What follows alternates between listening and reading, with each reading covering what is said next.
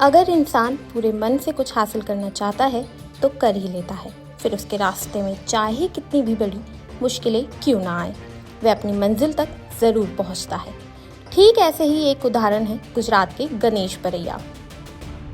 गणेश आज गुजरात के कामयाब डॉक्टर हैं, लेकिन उनके लिए इस मुकाम तक पहुंचना इतना आसान नहीं था, क्योंकि उनकी लंबाई केवल 3 फीट है, जिसकी वजह से उन्हें काफ़ी मुश्किलों का सामना करना पड़ा।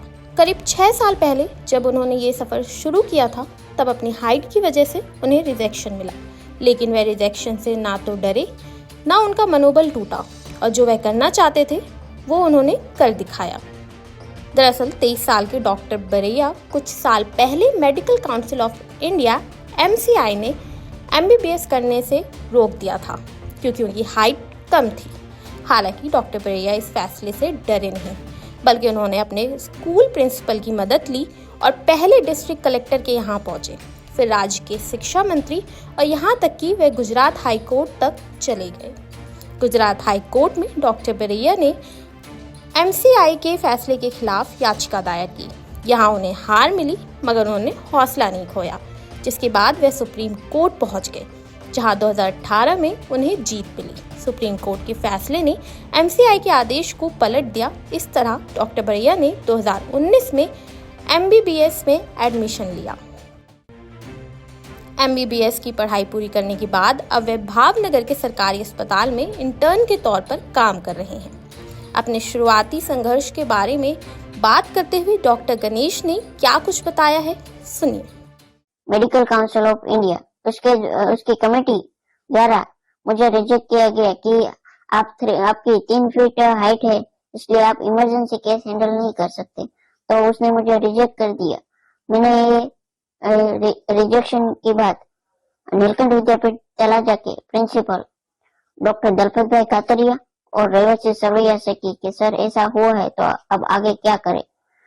तो उन्होंने भावनगर के कलेक्टर हर्षद भाई पटेल और गुजरात शिक्षण मंत्री भूपेंद्र सिंह चुड़ासमा उनसे मीटिंग की और उनसे बात की कि अब क्या कर सकते हैं। तो हमारे भावनगर के कलेक्टर के मार्गदर्शन के साथ उन्होंने डिसाइड किया कि हम गुजरात हाईकोर्ट में केस दाखिल करेंगे।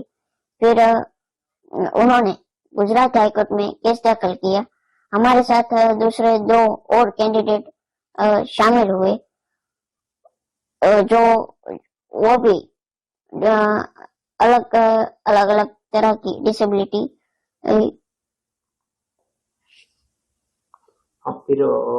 कट थे जैसे चल से।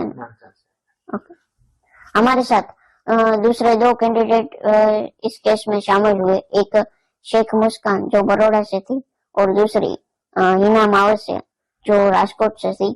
हम तीनों ने गुजरात हाईकोर्ट में केस दाखिल किया। गुजरात हाईकोर्ट में 2 महीने के बाद हम केस हार गए। तब बहुत उदास रहा, और पर दलपत भाई और रेवत सिंह ने ये डिसाइड किया था हम हाईकोर्ट में केस हार गए तो क्या हुआ, हम सुप्रीम कोर्ट में केस दाखिल करेंगे।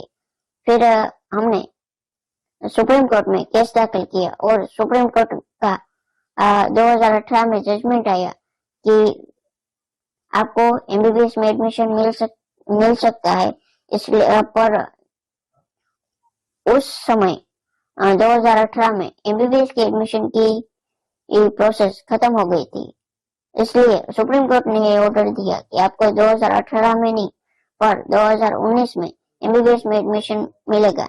इसलिए मैंने 2019 में गवर्नमेंट मेडिकल कॉलेज भावनगर में MBBS में एडमिशन लिया, और ऐसे मेरी MBBS की जर्नी स्टार्ट हुई।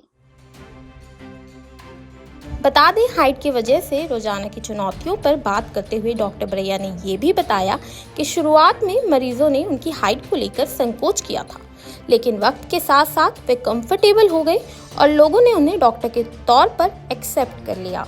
डॉक्टर बरैया अब लाखों लोगों के लिए प्रेरणादायक है, जो छोटी छोटी मुश्किलों से डरकर मंजिल हासिल नहीं करते। उन्हें डॉक्टर बरैया से कुछ सीखना चाहिए। ऐसे ही यूनिक स्टोरीज के लिए देखते रहिए पंजाब केसरी नवोदय टाइम्स।